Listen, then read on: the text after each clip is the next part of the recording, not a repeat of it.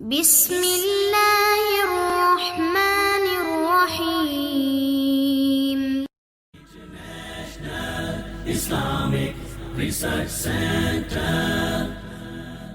السلام علیکم ورحمۃ اللہ وبرکاتہ۔ الحمدللہ رب العالمین والصلاة والسلام علی خاتم الانبیاء والمرسلین۔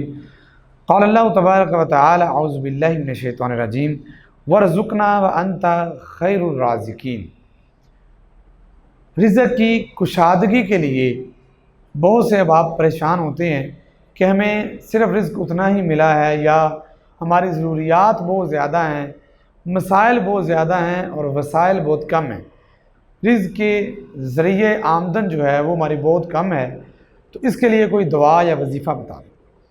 اس حوالے سے قرآن پاک میں اللہ رب العزت نے حضرت عیسیٰ بن مریم علیہ السلام کی ایک دعا کو نقل فرمایا ہے، جس میں حضرت عیسیٰ نے اللہ رب العزت سے اپنی امت کے لیے رزق کی دعا کی کہ اللہ آسمان سے ہمارے لیے دسترخوان اتار دے، اور اس کے ساتھ ساتھ یہ دعا کی وارزقنا وانت خیر الرازقین۔ ہمیں رزق کے معاملے میں اللہ رب العزت سے بڑا چمٹ کر سوال کرنا چاہیے اور یہ دعا پڑھنی چاہیے وارزقنا وانت خیر الرازقین۔ اے اللہ تو ہی رزق دینے والا، بہترین رزق دینے والا ہے، اللہ جب تو ہی دینے والا ہے تو ہمیں بھی تو ہی رزق عطا فرما۔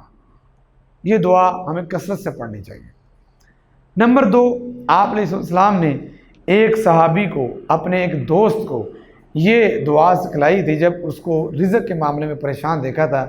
آپ نے فرمایا تو اللہ سے دعا کیا کر اللہم ارزقنی، اے اللہ تو مجھے رزق عطا فرما دے۔ تو آپ نے فرمایا جب بندہ یہ اللہ سے بار بار مانگتا ہے تو اللہ تعالیٰ کہتے ہیں جا میں نے تیرے حق میں اچھے رزق کا فیصلہ کر دیا۔ یہ روایت سلسلہ حدیث صحیحہ میں حدیث نمبر 3336 ہے۔ اسی طرح سے ایک بڑا معروف واقعہ ہے جو مسند احمد کے اندر موجود ہے کہ آپ علیہ السلام کے ایک صحابی اپنے گھر میں آئے اور گھر میں اپنی بیوی سے جب کہا کہ کھانے کے لیے کوئی چیز ہے تو انہوں نے آگے سے جواب دیا کہ گھر میں کھانے کے لیے کچھ نہیں ہے، بالکل بھی گھر میں کھانے والی کوئی چیز نہیں پڑی۔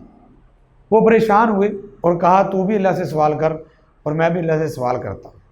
یہ بات کہہ کر وہ جنگل کی طرف نکل گئے اور ان کی بیگم جو تھی اس نے بھی اللہ سے دعا کی اور تھوڑی دیر کے بعد ان کے گھر میں پرانی پڑی ہوئی چکی چل پڑی۔ حدیث کے الفاظ یہ ہیں جب وہ چکی چلی تو اس نے اس چکی میں سے نکلنے والے آٹے کو سمیٹنے کے لیے جو ان کے گھر میں پیالہ یا کوئی برتن وغیرہ موجود تھا جس میں وہ آٹا رکھتے تھے، وہ اس برتن کو اٹھانے کے لیے گئی تو دیکھا وہ برتن بھی فل ہو چکا تھا آٹے کے ساتھ۔ پھر وہ اللہ کی تعریفات کو بیان کرتی کرتی جب تندور کے اوپر پہنچی تو دیکھا کہ تندور بھی روٹیوں کے ساتھ فل تھا۔ اتنے میں ان کا خامد آیا اور آ کے سوال کیا کہ کیا ہوا، کیوں اب باغی پھر رہی ہو؟ میں نے تو کہا تھا اللہ سے رزق کا سوال کرنا، کوئی رزق کا بندوبست ہوا؟ تو اس نے کہا یہ دیکھیے آٹا نکل رہا ہے اور آٹا پک رہا ہے، آٹے والا جو برتن ہے وہ بھی بھر چکا ہے۔ تو اس صحابی نے اللہ کا شکریہ ادا کیا اور ساتھ ہی تیزی کے ساتھ انہوں نے جا کر وہ جو چکی تھی اس کا اوپر والا حصہ جو تھا اس کو اٹھایا، دیکھا کہ آٹا کہاں سے آ رہا ہے، اور جب اس نے اس چکی کو اٹھایا تو وہ آٹا جو نکل رہا تھا وہ بند ہو گیا۔ اسی واقعے کو جا کر آپ علیہ السلام کے سامنے پیش کیا۔ آپ علیہ السلام نے آگے سے مسکرا کے جواب دیا، فرمایا یہ بات مجھے ابھی ابھی جبریل علیہ السلام نے بتا دی ہے کہ وہ معاملہ جو تیرے ساتھ ہوا ہے، اگر تو وہ چکی کا اوپر والا حصہ اس کو نہ اٹھاتا تو تا قیامت وہ چکی چلتی رہتی۔ جیسے لوگ آج آب زمزم پی رہے ہیں ایسے لوگ اس چکی کا آٹا بھی کھاتے رہتے۔ لیکن اس سارے واقعے میں بیان کرنے والی بات یہ ہے کہ اس صحابی نے کون سی دعا پڑھی تھی، اس کی جو بیوی تھی اس نے کون سی دعا پڑھی تھی۔ انہوں نے اپنے اللہ کے سامنے جا کر 2 رکعت نماز پڑھی، اپنے اللہ رب العزت کے سامنے جھکے اور جھک کر کہا اللہم ارزقنا اللہم ارزقنا اللہم ارزقنا۔ انہوں نے اخلاص دل کے ساتھ اپنے اللہ کے سامنے یہ عرض پیش کی اے اللہ تو ہمیں رزق عطا فرما دے، اے اللہ تو ہمیں رزق عطا فرما دے۔ تو میرے اللہ نے اپنے غیب سے ان کی مدد کی اور اللہ رب العزت نے انہیں رزق عطا فرما دیا۔